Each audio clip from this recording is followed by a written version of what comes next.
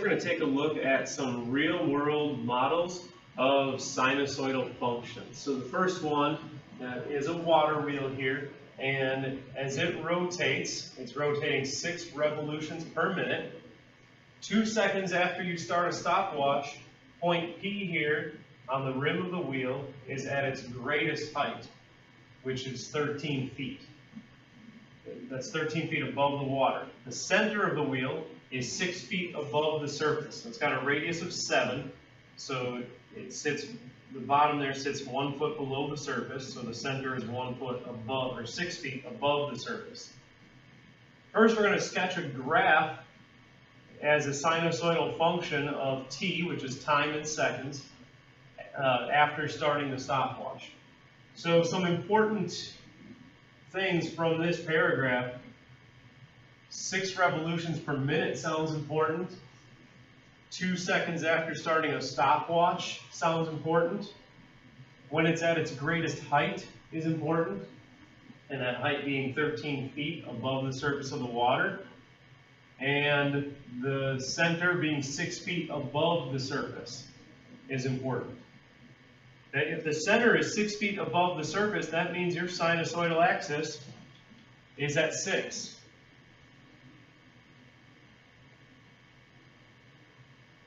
Okay, so we've got sinusoidal axis at 6. We have a radius of 7. That's going to be our amplitude. That means that our maximum is 7 above that, 13 feet. And it says that here the greatest height is 13 feet. 13 minus 6 happens to be 7, for the radius of the water wheel. Which means it also goes 7 feet below this axis. And 6 minus 7 is -1, so it goes 1 foot below the surface of the water. We know that it's at a maximum of 13 feet 2 seconds after we start our stopwatch. 6 revolutions per minute, that is the frequency. And the frequency is the reciprocal of the period. Okay, so the frequency is 6 revolutions per minute. Okay, so we need to turn that into per second because we're in seconds here. Okay, so every minute is 60 seconds, so that's 6 revolutions per 60 seconds. Which is 1 revolution every 10 seconds. The period is the reciprocal of that, so it would be 10 seconds per revolution. So that means 10 seconds after this point, we are going to have finished a cycle. So we're here at the maximum, it goes down to a minimum, and back up to the maximum 10 seconds later at 12 seconds.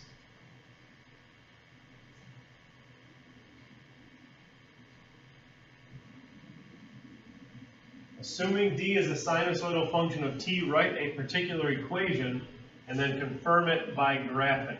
In order to write the equation, we need s, a, d, and b. Our sinusoidal axis is 6. Our amplitude is 7. Our displacement, the first time we know that we're at a maximum or a minimum, we could use this minimum here 6 seconds later at 8. We'll use the first time we know we're at a maximum, and that is at 2. And b is 2 pi over the period, 2 pi over 10, which simplifies to pi over 5.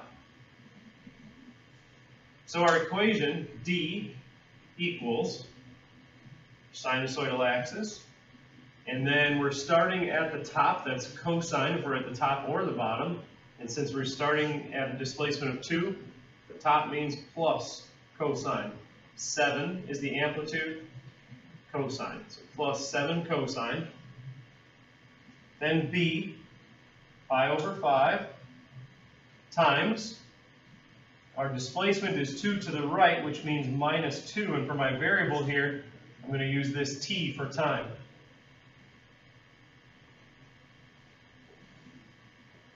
Okay, then we're going to graph it here in the calculator. In order to graph a sine wave, first I need my mode to be radians.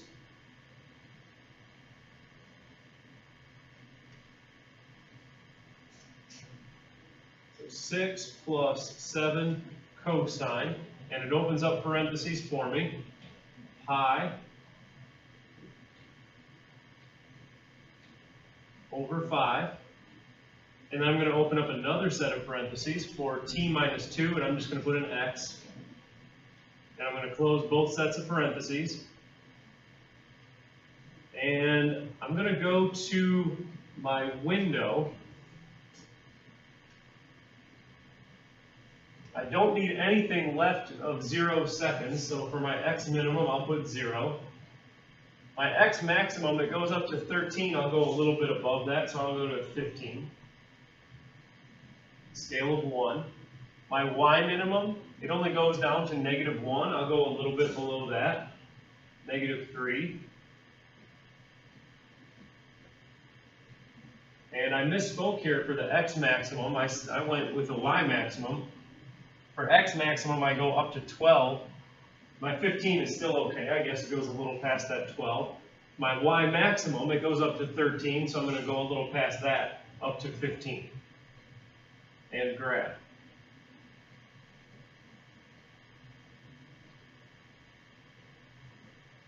But we didn't graph this whole thing, but if we did, that part was missing, and we didn't continue down here. This part right here tells us enough of the story to answer the rest of the questions here.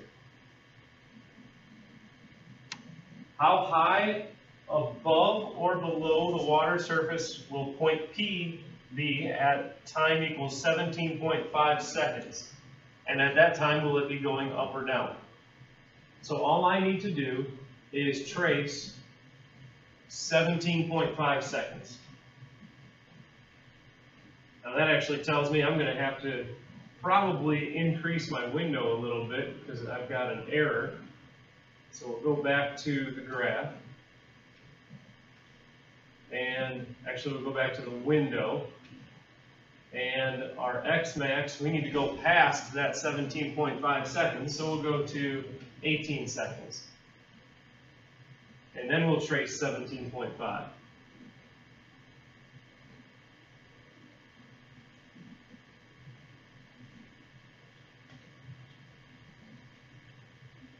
And we're at negative 0.657 feet.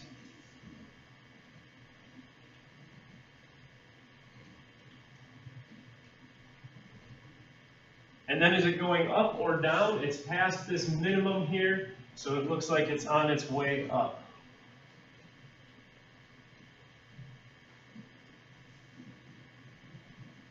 And the last question here, at what time was point P first emerging from the water?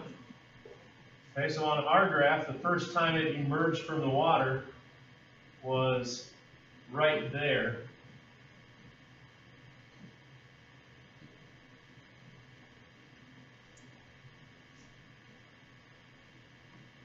So we'll trace, or actually we'll calculate.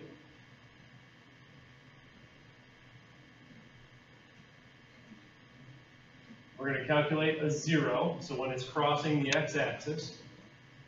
And we want that 0 to be where it's first emerging from the water.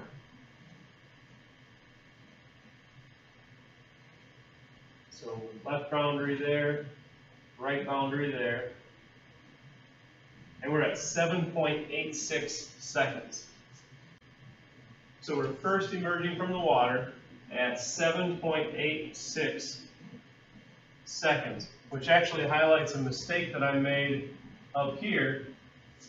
I said here at this minimum we were at 8, but we're not at 8. Halfway between 2 and 12 is not 8, it's 7. So we were actually at our minimum at 7, and emerging from the water at 7.86 seconds.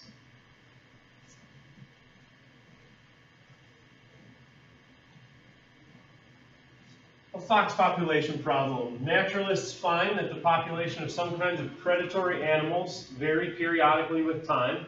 Assume that the fox population in a certain forest varies sinusoidally, probably rises when there's more prey and goes down when there's less prey, when they've eaten it all, and then they move on.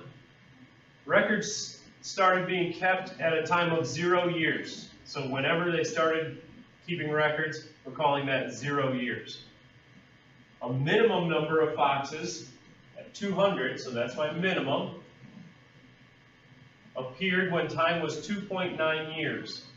The next maximum of 800 foxes occurred at 5.1 years. So we know that the maximum is 800 foxes, and the minimum is 200 foxes. Okay? Halfway between those is the sinusoidal axis. So 800 plus 200 divided by 2, so the average of the max and the min is 500. So the sinusoidal axis is 500 foxes. We know that we were at a minimum of 200 foxes at 2.9 years.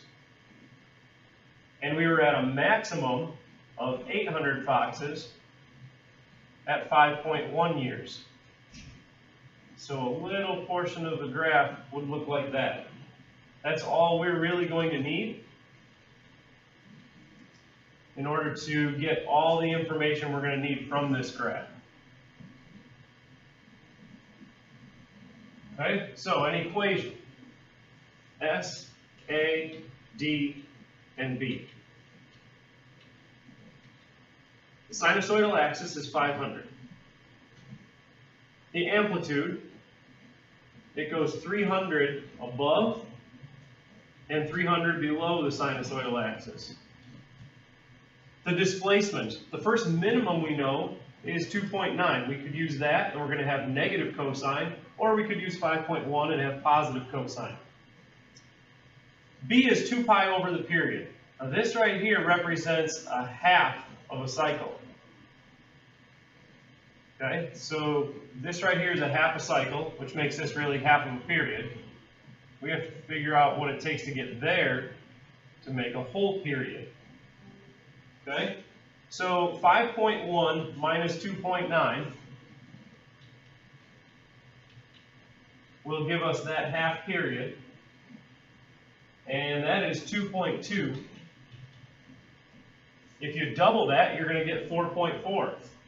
So the period is 4.4 years to go from a minimum to a maximum and back. So B is 2 pi over 4.4. Now if we multiply top and bottom here by 10, we'll get 20 pi over 44. And 4 goes into both of these 5 times and 11. So B is 5 pi over 11. So our total number of foxes is 500 plus 300. Actually, that should be minus 300 because I did start at the bottom. So it's minus 300 cosine. B, 5 pi over 11, times time, and then it's displaced 2.9 years, minus 2.9.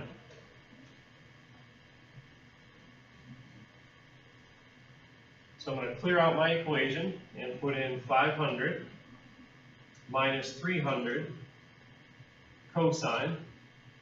It opens up parentheses for me, 5 pi over 11, another set of parentheses, time minus 2.9. Close both parentheses.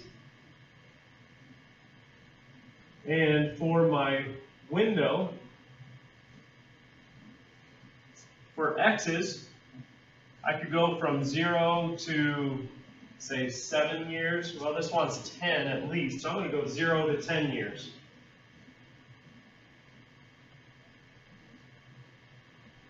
For the Y's, how about 0 to 800?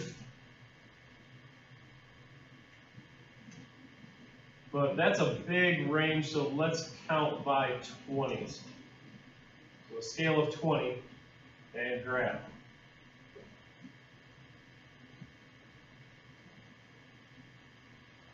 So we want a prediction of the fox population at 7, 8, 9, and 10 years. So trace 7, or about 227 foxes.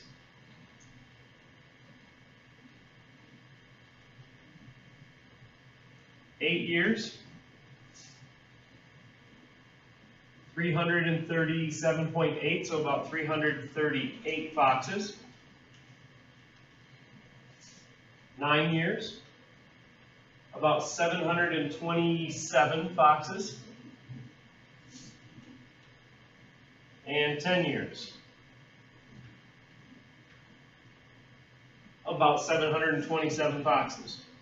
So at that point, it has gone up to the maximum and back in that year between 9 and 10.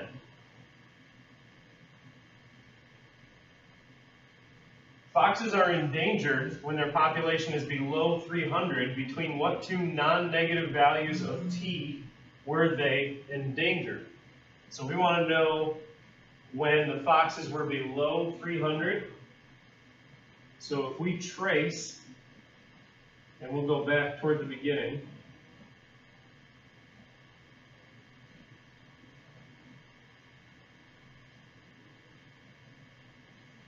So here we are early on in our study. When did they go below 300? Looks like right about 2.3 years. And when did they come back out of endangerment? When they crossed back over 300. Looks like about 3.5 years.